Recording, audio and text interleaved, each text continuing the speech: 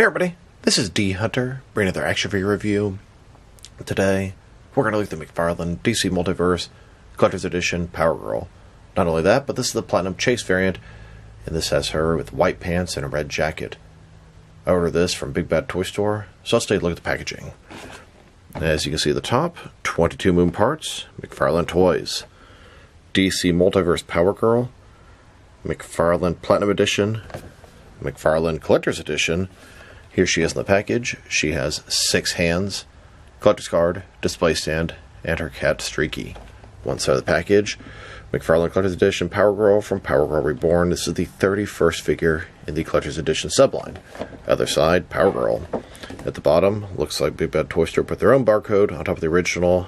Not that the original would help because it's the same as the non-platinum version. And on the back, here she is posed up from the comics. So with no further ado, let's open her up. Alright, now that we have this figure out of the package, here she is with all of her accessories laid out.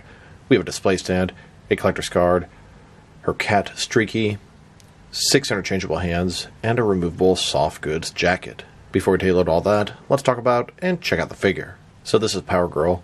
She's basically the Supergirl from Earth 2. She's part of the Superman family and has similar powers: flight, strength, laser eyes, and vulnerability, at least most of the time. This is the Platinum Chase variant. She has pants on and a cloth soft goods jacket.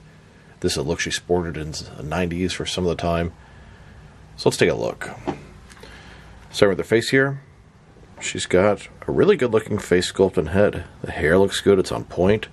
She does have red eyes. I noticed it's brown eyebrows and blonde hair, red lips. Then of course, she's got her most notable feature, which is her tickle bitties. Always one of the biggest features of Powergirl. Hey, her eyes are up here. Overall, it's a pretty good looking figure. This version has pants, a little bit darker blue on the gloves and the boots, and of course, the biggest difference is this jacket. And the jacket seems to be pretty nice material.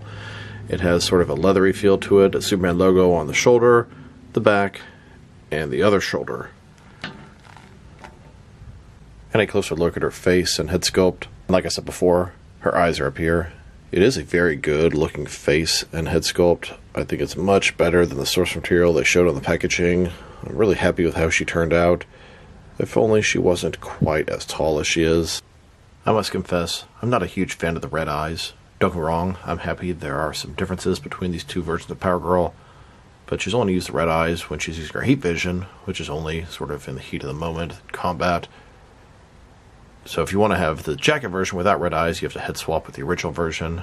Would have been nice if she had a couple different heads or possibly face plates. And then, here's the figure, broken down as far as she can go, with all of her removable parts detached. Now let's check out her accessories. And let's start off with the boring stuff.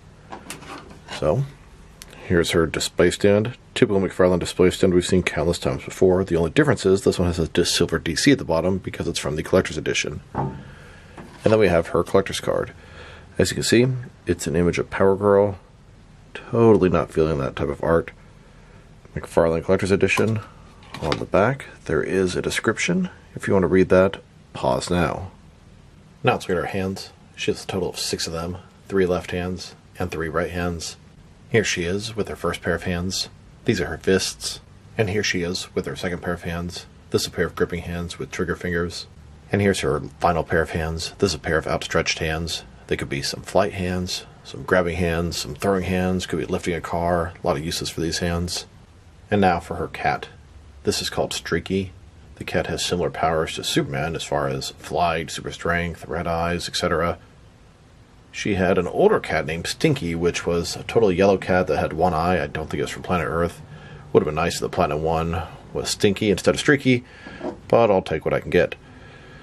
It has a Superman cloth soft goods cape with the Superman logo. Has lightning on both sides of the cat.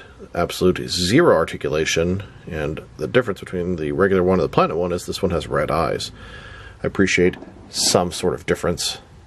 Here's a look at the platinum version of Streaky on the left, next to the regular version on the right. The platinum has red eyes, the regular has green eyes. It would have been nice if they did something similar with Ace the Bat Hound that came with the Silver Age Batman. The one that came with the Zernar Batman should have had a purple domino mask. And even though Streaky's a little bit on the small side, we're starting to get our own League of Super Pets. Ace the Bat Hound, Streaky the Super Cat, and Crypto the Super Dog. Now for our cloth soft goods jacket. I'm very pleased to report it is completely removable. Now I wanted to put it onto the regular Powergirl, but unfortunately her cape is not removable, so that kind of takes out of the equation. I'm sure I could do it, but it looks stupid. So you can remove this little clasp here, and that goes across her shoulder, from one side to the other, about like this. And then you have this jacket. The jacket is fantastic. On the inside, it's just sort of white cloth. On the outside, it looks like a red leather jacket. It's got the Superman logo on either arm, and more importantly, it has it on the back. This is great. I hope they do something like this with the eventual Con-El Superboy from Death and Return of Superman. Very, very nice. Here's the regular version of Powergirl with no jacket on. She has the cape on, so a swap doesn't really work. And here's the platinum version with no jacket on, and then here with the jacket attached. And I was just curious, does it fit onto a Superboy figure? And here it is on the Connor Kent Superboy. Maybe a little bit snug, but it's not supposed to fit on him. And it looks okay. Looks a little more like something that John Kent would be wearing though. Now I wanted to check out the differences and similarities between the Platinum version of Powergirl and the regular version. The most noticeable differences are going to be the cloth soft goods jacket and the fact the Platinum one has pants on. In addition to that, their belts are different colors, their gloves and boots are different shades of blue, and then one has the red eyes. So let's take a closer look. Start with their heads here. Same fantastic head sculpt, regular eyes, red eyes. Then of course, big difference, cloth soft goods jacket, and this one has a cape instead. As we go further down, the gloves, different shades of blue, same with the boots. The belts are different. One has pants, one does not. And that about sums up the differences between these two releases of Powergirl, and they're both very welcome to the collection. There are now 5 figures that utilize this base body. I think it would be a great body for a Black Canary figure as well. Now that we've taken a pretty good look at the figure and her accessories, let's check out her height, and she's a pretty tall woman.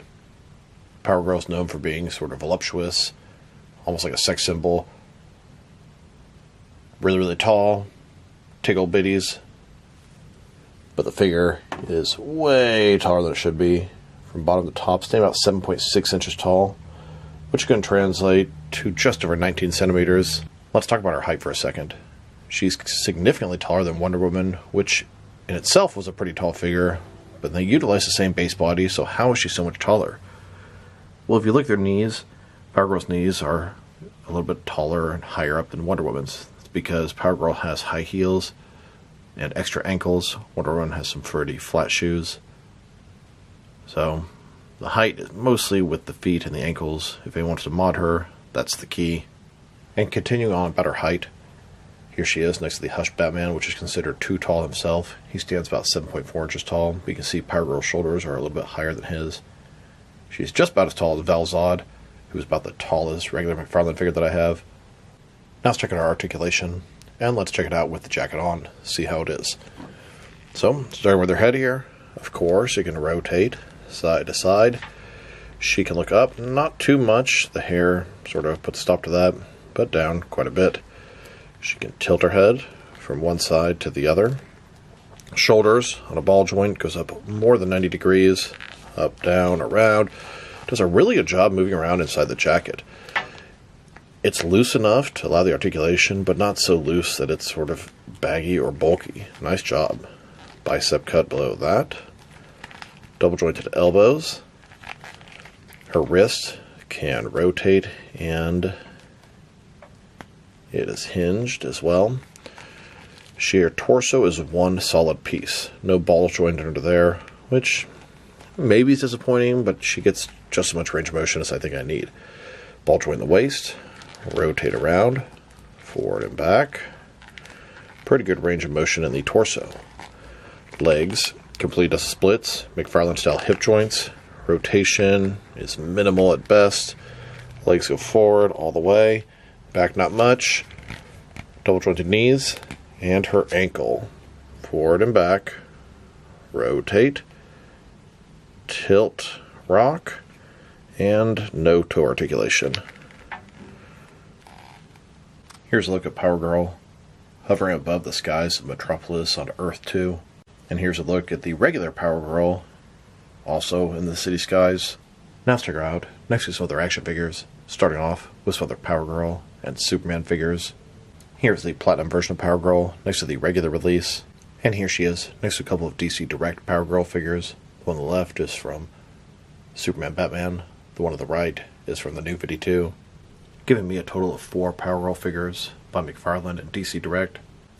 And since she's pretty much Supergirl from Earth 2, here's Powergirl next to all the McFarlane Supergirl figures from the Flash movie, Injustice video game, and the comics. Here's Powergirl next to a couple of my favorite traditional Superman figures, Action Comics 1000 Superman and Hush Superman. Here's Powergirl next to all the Superman allies that they've made. We have Val-Zod, Steel, Superman, Powergirl, Supergirl, the Con-El Superboy, John Kent Superboy, and Crypto the Superdog. Here's Powergirl next to the Huntress. These two have teamed up many times in the comics. In the New 52, they even had their own sort of twist on the world's finest, had their own comic series. And just like Powergirl, Huntress had both a regular and platinum version based off of different eras of the comics. Then, next to Mr. Terrific, the only other McFarlane DC Multiverse figure with a cloth soft goods jacket. So here's the McFarlane Collector's Edition Wave 1. Every single Collector's Edition figure has a Platinum Chase variant. Here are both the regular and Platinum Chase variants of the first appearance Superman, the Abyss, and Alan Scott Green Lantern. And here's the second wave of Collector's Edition figures, both regular and Platinum versions of Firestorm, Hawkman, and Sinestro. Then, the third wave of Collector's Edition figures, we have the Death and Return of Superman, Captain Carrot, Batman as Green Lantern, and Wonder Woman. Here's the fourth wave. This wave consisted of Penguin, Starfire, and Captain Boomerang. And here's the fifth wave of McFarlane Collector's Edition figures, both the regular and Platinum Chase variants of Sergeant Rock, Connor Kent Superboy, and Manga Batman. Here's the sixth wave of Collector's Edition figures, both versions of the Red Hood, Clock King and Dr. Time, Ragman, and Agent Liberty. And finally, here's the seventh wave of McFarlane Collector's Edition figures, both the regular and Platinum Chase variants of the Dark Knight Returns Batman, Huntress, and some Green Lantern Corps members. We have Tomar Ray, Evan Sewer, Arcus, Chumuk, and the Green Man. And then here, next to the eighth wave of McFarlane Collector's Edition figures. Finally, I have this wave complete. Both the regular and Platinum Chase variants of Lightning Lad, Seven Boss Green Lantern, Geoforce, Grid, Christopher Reeve Superman, and finally Mr. Terrific. It's been a long time coming, but I finally have this wave complete. This wave was unusually large. Usually it's just 3 figures, maybe an exclusive, but this one had 4 figures and 2 different exclusives. The next wave is going to consist of Powergirl, Guy Gardner, Green Lantern, and Captain Cold. Looking forward to those, and looking forward to finding out what the Platinums are going to be. And here is Wave 9. Both the regular and Platinum Chase variants of Guy Gardner, Green Lantern, Powergirl, and Captain Cold. Wave 10 is supposed to have Adam Strange, Deadshot, and at least one other figure. And since this Cyborg Superman is a Platinum Chase variant, I wanted to take a look at all the different McFarlane DC Multiverse Platinum Chase variants out there. Here are all the sort of older Platinum Chase variants. Gold, bronze, unpainted, and then some newer versions. And then here are all the 2024 Platinum Chase variants. Boy, they released a lot last year, and I'm sure there's a ton to come this year. And here are all the Platinums so far released in 2025. We have the 3 Collector's Edition Platinum Chase variants, and then a red Platinum, which is Scarecrow from Batman Begins. I believe the next Platinum to come out is going to be Nightmaster. He's part of the Flesher Superman wave, and he's going to be a red Platinum like Scarecrow. Now stick around, next to some other recently released McFarlane DC Multiverse figures. Here she is, next to the Walter West Dark Flash, the Flesher Superman, and Tempest. There's also a Platinum in this wave. That's Nightmaster. I'm on the hunt for him, although I haven't seen any retail sightings of him yet. Here's Powergirl, next to the most recent Batman movie wave. Both versions of the Batman Begins Batman, Michael Keaton Batman, and Batman Begins Scarecrow. And here she is, next to the Flashpoint Thomas Wayne versus Reverse Flash 2-pack. Then, with the Joaquin Phoenix Joker and Franklin Murray 2-pack. And now, with the McFarlane Toy Store exclusive Icon, here's Powergirl next to the gold label Target exclusive Wildcat and Orion. And here she is next to the most recent wave of Page Punchers, both the regular and Platinum Chase variants of Shazam and Captain Thunder, the comic version of the Christopher Reeve Superman, and both versions of the animated Red Hood. Then, with the King Kong vs. Batman 3-pack. And now, with the most recent Batman comic wave, both the regular and Platinum versions of the Noel Batman and Silver Age Batman, the Platinum Batman vs. Spawn Batman, and all 3 versions of the Neo-Gothic Batman Beyond Batman. And finally, with the Justice League Task Force wave, Aquaman, The Flash, Superman, Batman, Collectible Darkseid, and there's a Platinum version of each of the 5 characters. Now let's check her out, next to some action figures from different various companies, so we can see how she fits in both scale and style-wise, in case you will know which lines you can mix her with. Since she's a McFarlane toy, they're typically the 7-inch scale. I'm going to start off my comparisons with some of the larger action figure lines I collect, and work my way smaller. But first, let's check her out with some of her McFarlane Toys brothers and sisters. In front of you are 5 different action figure lines, all from McFarlane Toys, all 7-inch scale. And now, with some Jack-specific wrestling figures, and some Diamond Select toys, here's Powergirl next to a protein shake. And here she is, with some DC Direct and NECA figures. Then, with both some Mattel and Jazzwares wrestling figures. And now, with some Mezco and Mattel DC figures. Next, with some Mafex and Hasbro Marvel Legends. And finally, with some SH Figure Arts and Jazzwares Fortnite figures. So overall, this is a very nice Powergirl figure. I think it's a really cool idea for a Platinum Chase variant, giving her pants and a soft goods jacket, red eyes, different paint scheme, based off a different look she had in the comics. Now the biggest complaint would be she's just too damn tall, and most of the problem is in her ankles and her boots. She needs to be at least 0.3 inches shorter.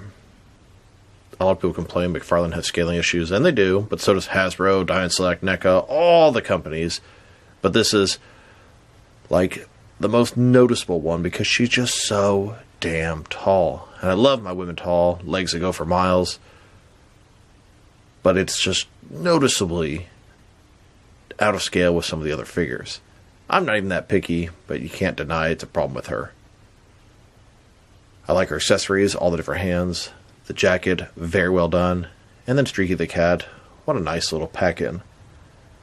If I were to rate this figure, I'm probably going to give her a 7, but if she was shorter, she'd easily be an 8.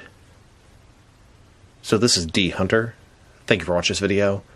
If you liked the video, press like below. If you have anything you want to save the video, add to the comment section. If you want to see additional action figure reviews from me, press subscribe. I do appreciate when you do that. Once again, this is D Hunter. Thank you for watching this video, and I'll talk to you guys real soon.